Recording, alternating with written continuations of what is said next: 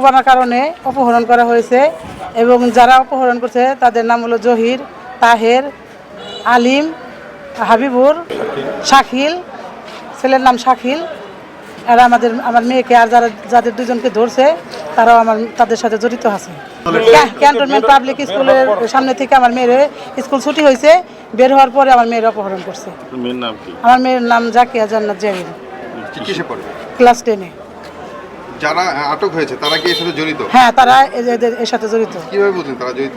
তাদের ওই যে মোবাইলতে গেছে, গাড়িতে নিয়ে গেছে, ওই গাড়ির নাম্বারটা আমরা যেভাবে হোক জোগাড় করছি, ওই যে সিসি ক্যামেরা দেখছি, তখন ওই নাম্বারটা দিয়ে আমরা হলো ট্যাগ করছি, তখন ওই নাম্বারটা উঠছে, তখন আমরা ওটা কি ওভারের নিয়ে গেছে, ওই ওভারের নাম্বারটা আমরা করছি, জোগাড় করছি, পরে ফোন দিয়েছি, উনি বলছে যে হ্যাঁ আমি ওই উত্তরা দিয়াবাড়ি ওখানে নামাই দিছি, ওইখান থেকে আর একটা গাড়িতে উঠছে, যে গাড়িটাই উঠছে ওই গাড়িটার সে নামটা বলছে সিএসের গাড়ি।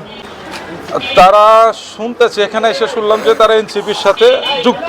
আসলে তারা, আমি তাদের রাজনৈতিক ব্যাকগ্রাউন্ড ওইভাবে জানি না, তো এই জায়গায় শুনলাম তারা নাকি এনসিপির সাথে যুক্ত।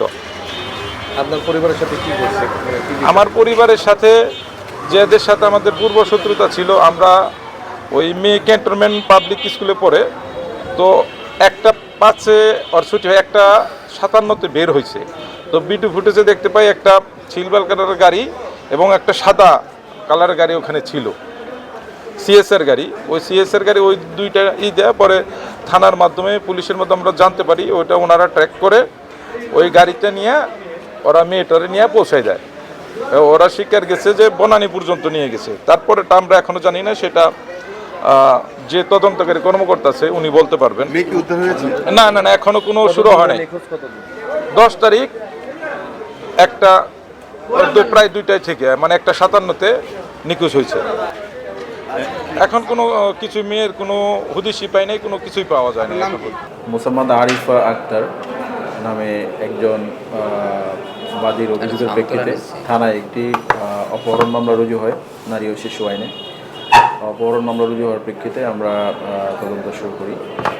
বাদী দাবি করেন যে তার মেয়ে 10ম শ্রেণীর ছাত্রী, সাভার ক্যান্ট পাবলিক স্কুলের, এবং বয়স 16 বছর। তাকে শাকিল সহ অজ্ঞাতনামা কিছু ব্যক্তি অপহরণ করে, সেই অভিযোগের প্রেক্ষিতে মামলা রুজু হয়। মামলা রুজুর পরে আমরা সন্দিগ্ধ আসামি হিসেবে দুজনকে গ্রেপ্তার করি। একজনের নাম তৌহিদুল ইসলাম সানভি, আরেকজনের নাম নাজিব। তাদেরকে জিজ্ঞাসাবাদ শেষে আমরা বিজ্ঞ আদালতে প্রেরণ করেছি। আর এই মামলাটি তদন্তাধীন আছে। আমরা ভিকটিম উদ্ধার এবং মামলার যে প্রধান আসামি শাকিল, তাকে গ্রেপ্তারে আমাদের অভিযান অব্যাহত আছে।